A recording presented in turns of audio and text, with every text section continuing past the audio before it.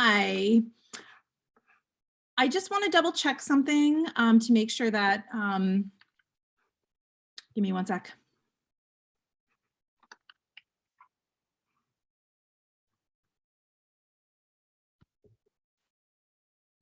Hi. Hi, Kim. Hi. Good to see you. Good to see you too. First time. No, it's really First time. amazing. Face To face, right? By Zoom. Hey, Nate. Hey, how are you guys? Hi, Alan. All right. So let me share my screen. Can I do that? That should work, right? Certainly should. So maybe I should wait maybe a minute longer just for people to be able to get here. Kim, I'm just going to add you quickly as the.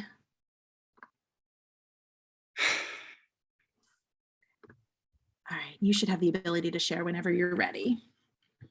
Okay. So let's get started.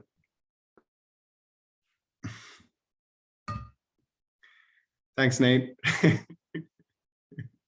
All right, here we go.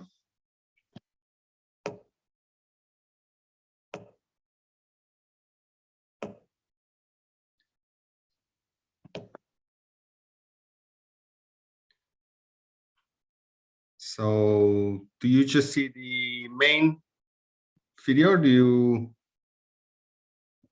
just the main screen, or do you see the ones on the slides on the side as well? The ones on the side. You have to Oh. hit present or the little thing at the bottom. I'm not used to. If you look down at the bottom, right next to the sliding scale, there's a little thing that looks like a TV screen. Yep. Click on that and it'll just widen it. There you go. Thanks. I usually use Teams, so I'm not very used to this one. Here we go. Okay, so my presentation is about leading and leadership. So I've done my training with TCNJ, and Alan asked me to join and to kind of share what I've learned. So decided to do a presentation on what I've learned at TCNJ and how that links to my experience being in leadership.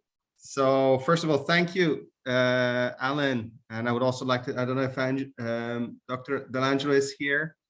And of course, Tim Messick, who's been a great inspiration, and everyone I've studied with. Thanks, Nate, for joining. And thank you for this opportunity. At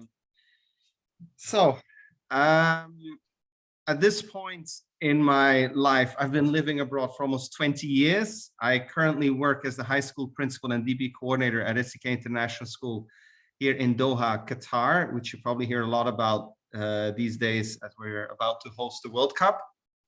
I've lived in the Middle East, the Gulf. I've lived in Egypt. I've lived in Southeast Asia, specifically in Cambodia, Thailand, and Malaysia. So I lived on 3 different continents. I've also worked in Germany for 2 years.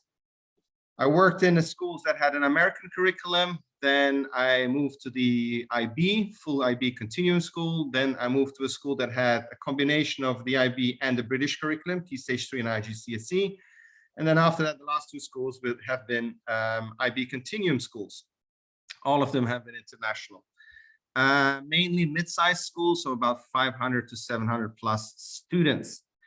I have started as a teacher and then taught English as a language B in the IB, then English A, which is language and literature as well as literature.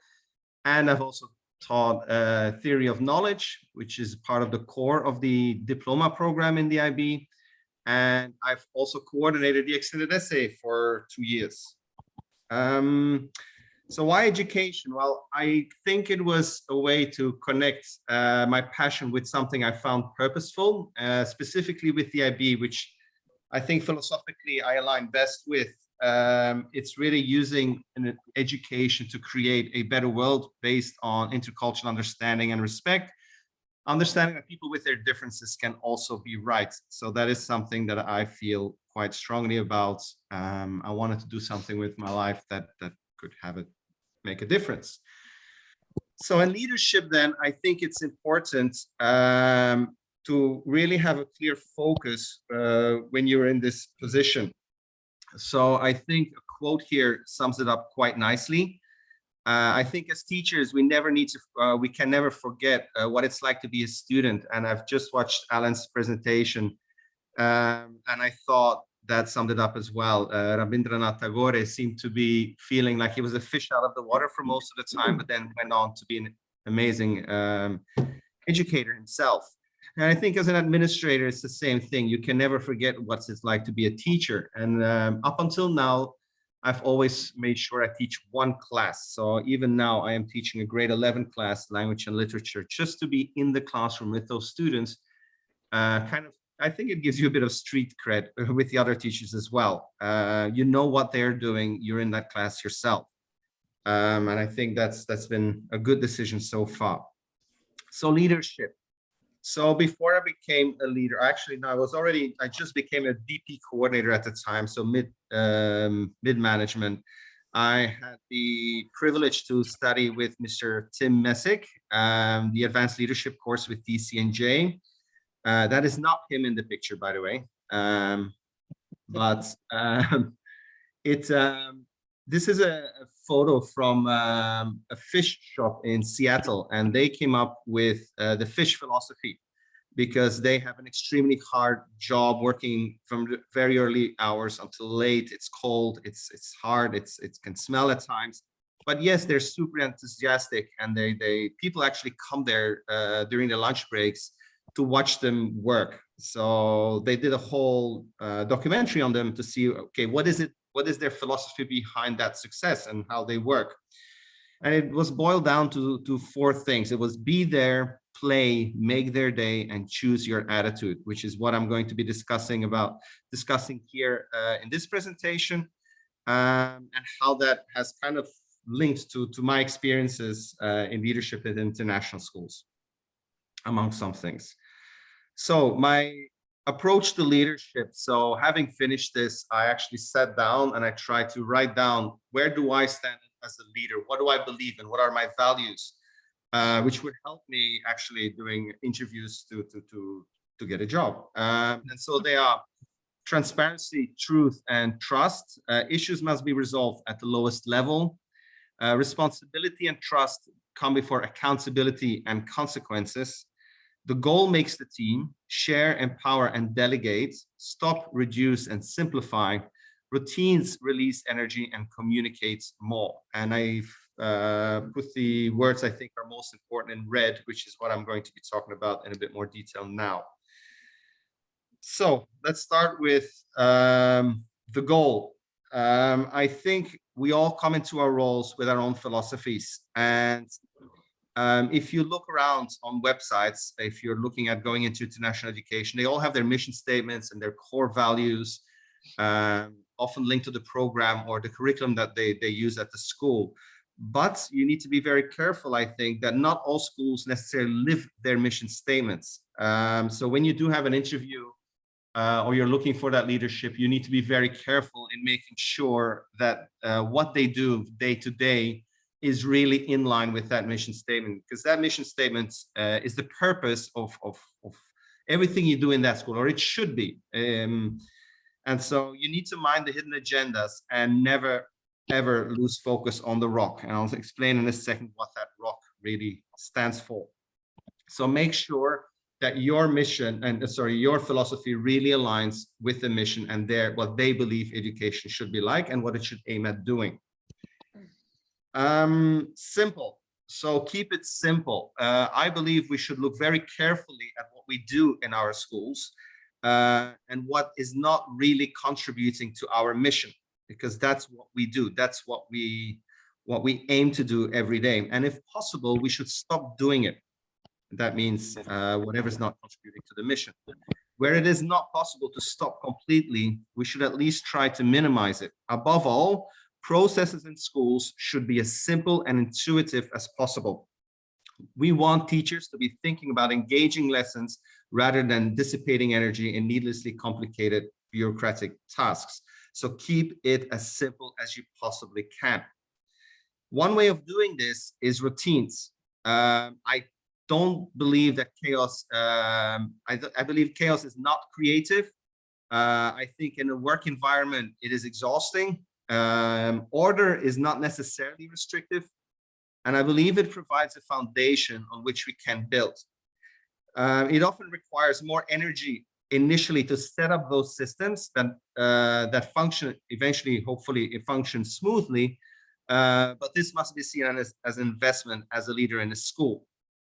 The energy that is then released can actually be invested by teachers in actually creating their lessons and spending time with their students. Communication is paramount. If we do not provide a narrative, someone else will. I think information vacuums are quickly filled with gossip and misinformation. So you can never over communicate. Now, in an international setting, though, this comes with a bit of a catch because, for example, in the school I'm working at now, we have just over 60 nationalities in our student body. And if I'm right, about 25 different nationalities with the faculty. We have people from all parts of the world. So people coming from low context and high context, who have low end context and high context forms of communication.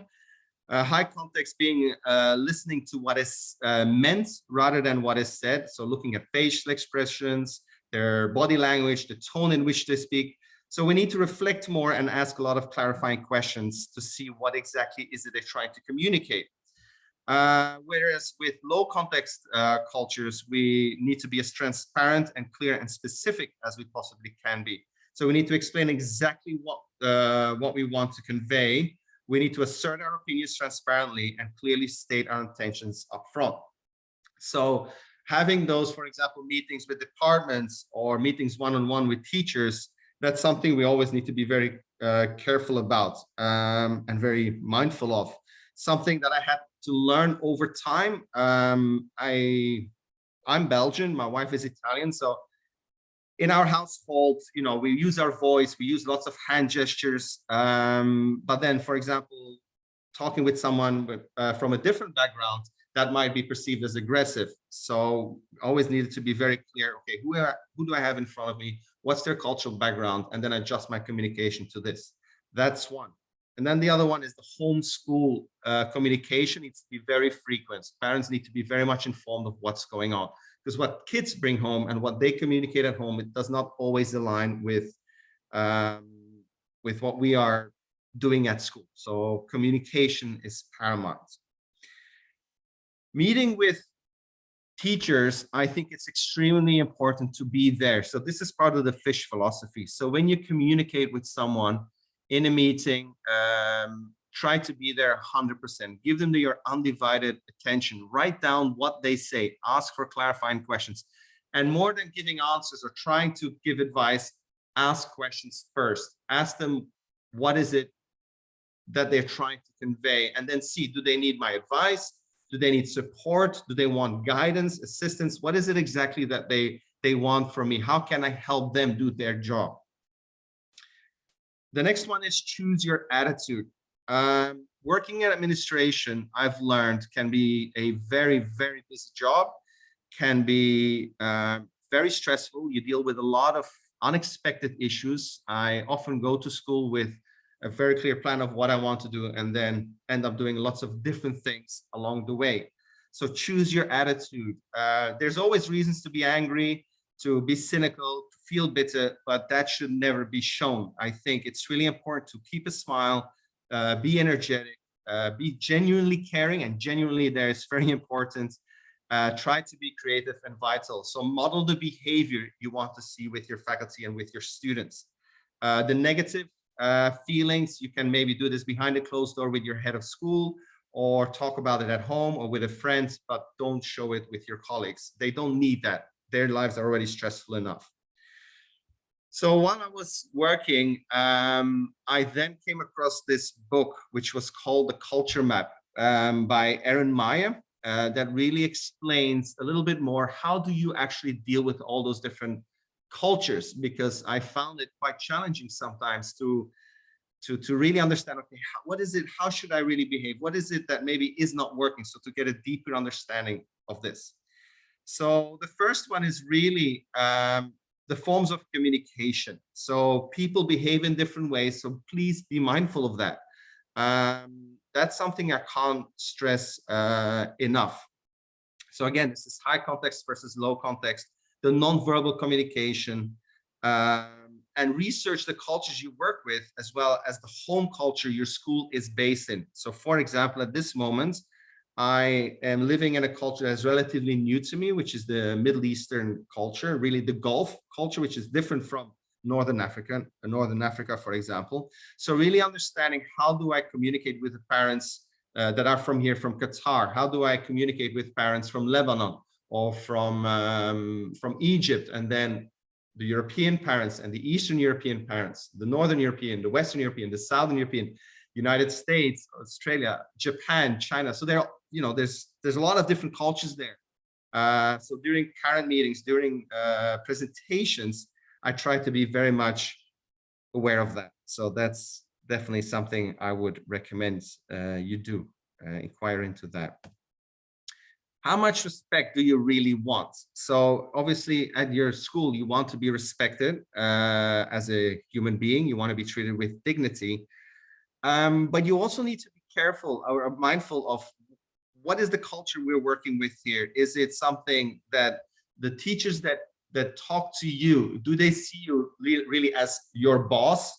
So very hierarchical in nature, or is it more like maybe the Swedish culture where it's very egalitarian? So for example, at my school, I have an open door policy. So anyone can come in at any time. I drop what I'm doing and we have a conversation. But some will do this and will take you up on this. Others, I really need to ask them to come and see me. Also, the way I ask them to come and see me, for example, and sometimes need to phrase that very carefully, or they might think they're in trouble. So really be aware of that. And also be aware of that, because the way they communicate with you, they will see you, some of them will see you as, okay, this is my boss, I need to say yes, and everything I do is perfect, I being the boss. Where, you need to really work on that relationship, on that trust, because if you don't have that trust, you can't build those relationships and you can't really achieve what you're trying to achieve. Decision making. That's another thing. So at a school, really, you want to have a transformative culture in the school where everyone feels they share the common purpose, they believe in the mission statements, and what we do, everyone feels that is something they support. However, the way we come to those decisions, again, can be quite complex. We can have the consensual culture, for example. Again, as you look at that graph, towards the left would be Sweden, Japan, and so there's Germany. There's a lot of discussion that goes beforehand. Discussion. We come to a decision. That's it. We stick to that, and we don't deviate from that. But then we have the top down as well, where decisions, you make a decision and then you kind of amend along the way. So really need to think what might work the best for our school. So you can imagine that can be quite complex. Because if teachers do not really buy into what you're trying to do, buy into your decisions, it's not going to work. So you really want people to support you, which can be challenging at times. Offering feedback. So part of leadership, part of my role is also, I spend a lot of time observing classes. They are often in the form of walkthroughs. I observe 3 to 5 minutes sometimes. I make notes of this. I do it several times, and teachers can ask me at any time to send me a message through Teams, which is what we use. Okay, what is it? Can I get some feedback about what you saw? So how do I give that feedback? Do I give direct? And here negative, I don't like the word negative necessarily in this, but do I give direct feedback on areas for growth, or do I do it more indirectly? So really be mindful of who you are talking to. because some cultures will want to know exactly what and then act on that. Others, they want us to really go around it, in a high context manner, and then they will eventually understand. So it might take some more meetings to do that. Which brings me to my rock. I think the rock on which everything is built as a leader in an international school is trust. You cannot get anything done without trust. You need trust to build relationships. People need to be transparent. People need to know you genuinely care to build that trust, to build those relationships, to then create that relationship when you can grow together and as a school. Model the behavior you want to see always. Involve them in the decision making as much as you possibly can, and please do not micromanage. Micromanage will demotivate and will burn out the people you work with. So trust them, give them responsibilities, give them the support or the guidance or the information they need, let them make mistakes, see it as an area for growth, and then support them in continuing and getting better and do what they set out to do. If someone feels very passionate about something, they want to start something, give them that leadership, give them that opportunity to actually make things happen. And in order to do that, you need to give them that trust and you need to build that relationship. Which then comes to the different part. How do you build that trust? Again, are we dealing with people that are more task-based in their culture or more relationship-based? Because the way you build that trust with those people, the way you feed that relationship, really need to keep in mind, who am I working with? So am I working with people who have a background that is more task-based, or do I work with people that are more relationship-based? Relationship-based, I might work a lot more and talk a lot more with them in the teacher's room, have a tea with them, talk about their families. Whereas task-based, they might find that even a bit intrusive. So really then having very clear cut, okay, this is what we're going to do. Tell me how you want to get there and so forth. So it really depends. Create your culture. So in order to create a culture, you want to have and in my opinion, you want to have a culture based on mutual respect. Treat people, humans, the people are always humans. So you put always the human being before the programs, before everything else. You're dealing with human beings. So treat them with dignity. Treat them with dignity so you build safety. Share your vulnerability. I will never act like I'm Superman, that I can know everything. So show your vulnerability. I think it's Brené Brown that actually talks quite a lot about that as well. And have and establish a clear purpose, a clear common goal. Everyone clearly understands so we can work together and how to get there. Start with the why, then the how, and then the what. So you're going to say, okay, this is what we're doing. This is why we are here. This is our goal. This is how we are going to get there. Now, what does that look like? What do we need to set in place in order to get there?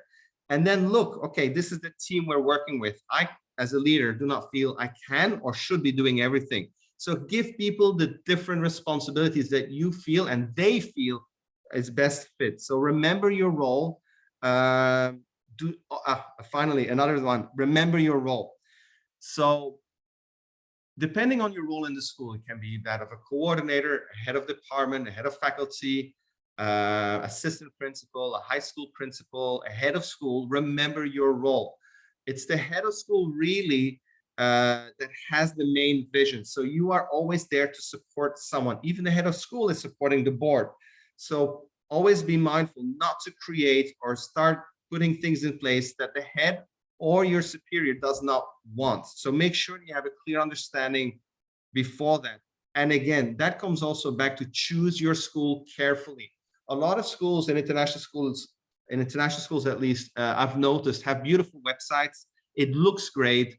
It's a form of marketing. It's a form of getting students into their school. But really, during the interviews, when you have those interviews, please make sure that you ask questions where you can kind of infer what that culture really looks like. What is it really that they want?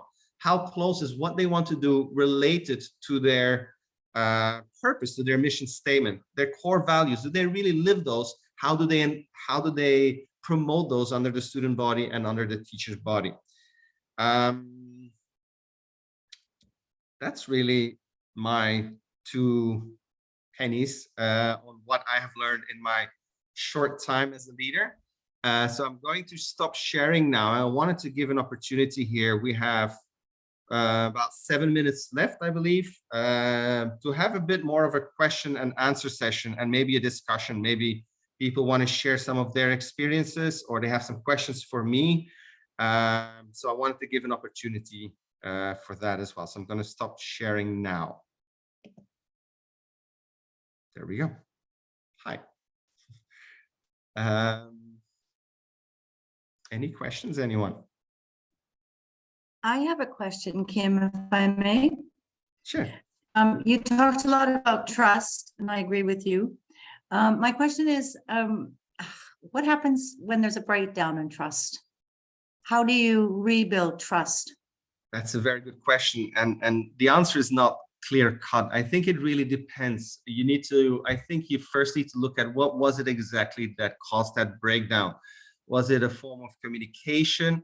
Did I do something that the person would think I would do and then do something else? Do they feel that I was not transparent? Do they feel that perhaps what I say and what I do not align? So that trust must have been broken somewhere.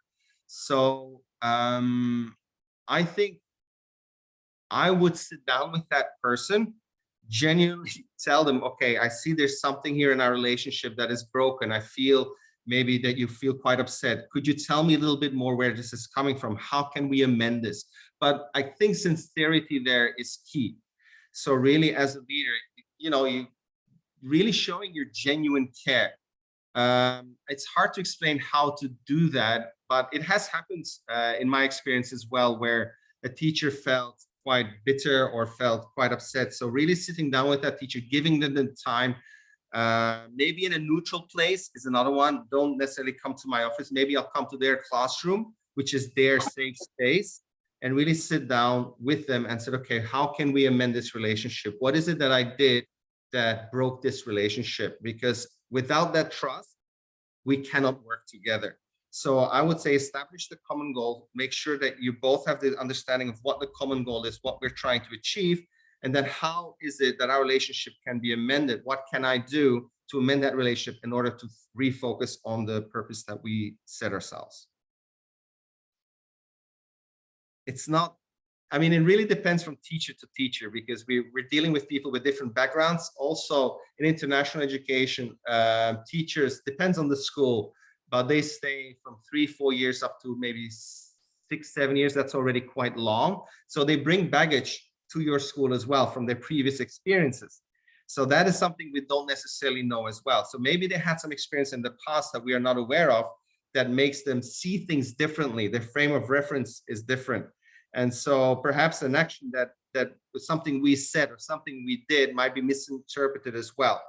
Or maybe I genuinely did something wrong to break that relationship, in which case I need to understand where this is coming from and how can I amend this? How can I reestablish that trust? And I think there it's really sitting down and talking things out. If you, well, yeah.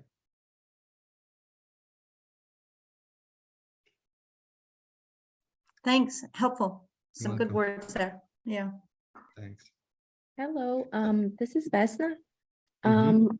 Here Hi. I'm starting my video. It's a very nice presentation. I started writing down in the chat, but I thought it's better to speak. My question to you is, it's a bit of a loaded question, but maybe if you can just elaborate on the beginning or how you would go about it. How do you address prejudice in leadership? I mean, cultural prejudice, or just in the sense of the way certain cultures perceive leaders, like how they should act or I go about things, or even or even look like. So how do you address that? Do you do any professional development with the staff? Do you work with parents on that?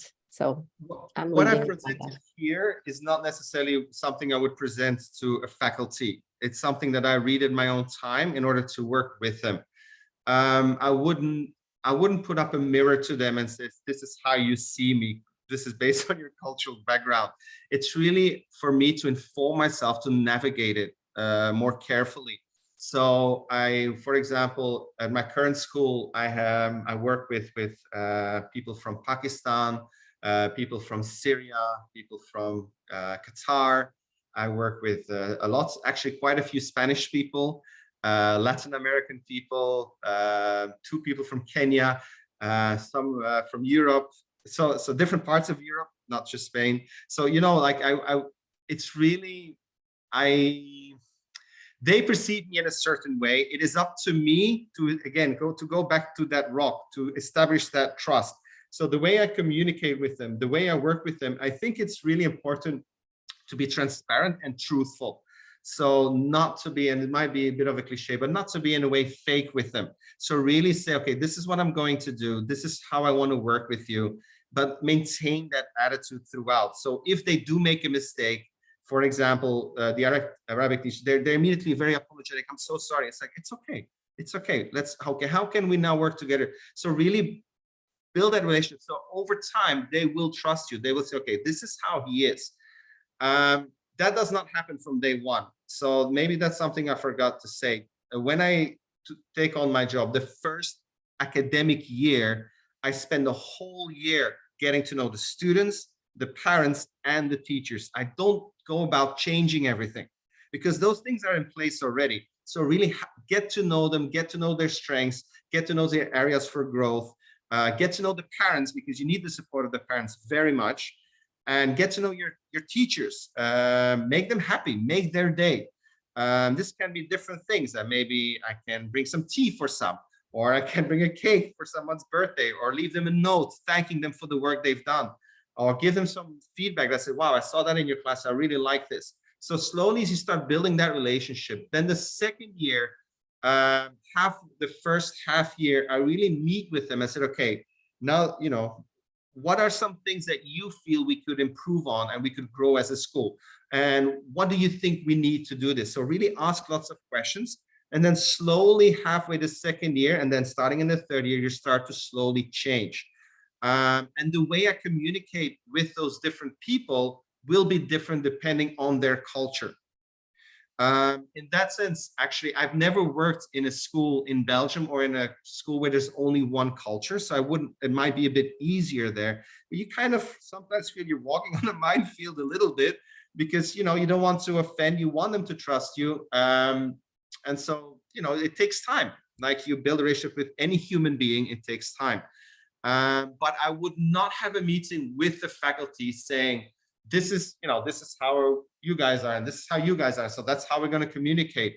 I do tell them my background, where I come from, where I have worked. But beyond that, it's more one-on-one conversations. I spend time. I've noticed some of my colleagues don't always go into the teacher's room very often. I try to spend more time there by the coffee machine, making some tea, having my lunch there to really talk to them. Be in their classrooms as much as I possibly can, be as visible as I can be. I will tell you the drawback there is that you have a lot of work that needs to get done that might be done outside of school hours. So that's something that you need to be aware of as well.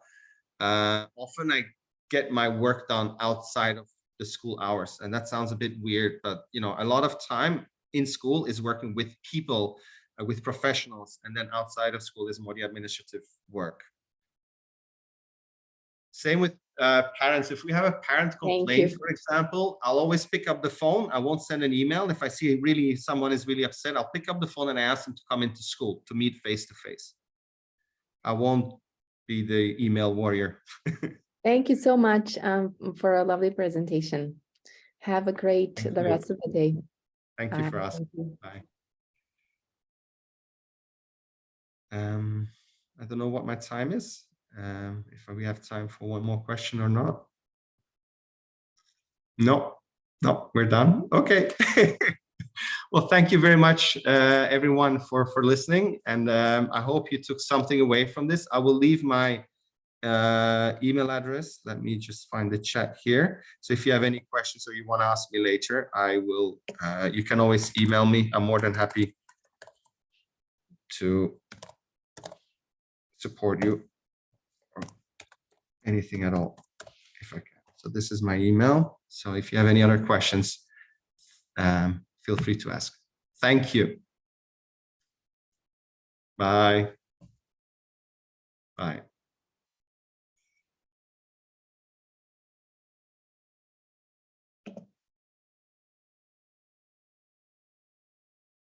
There we go.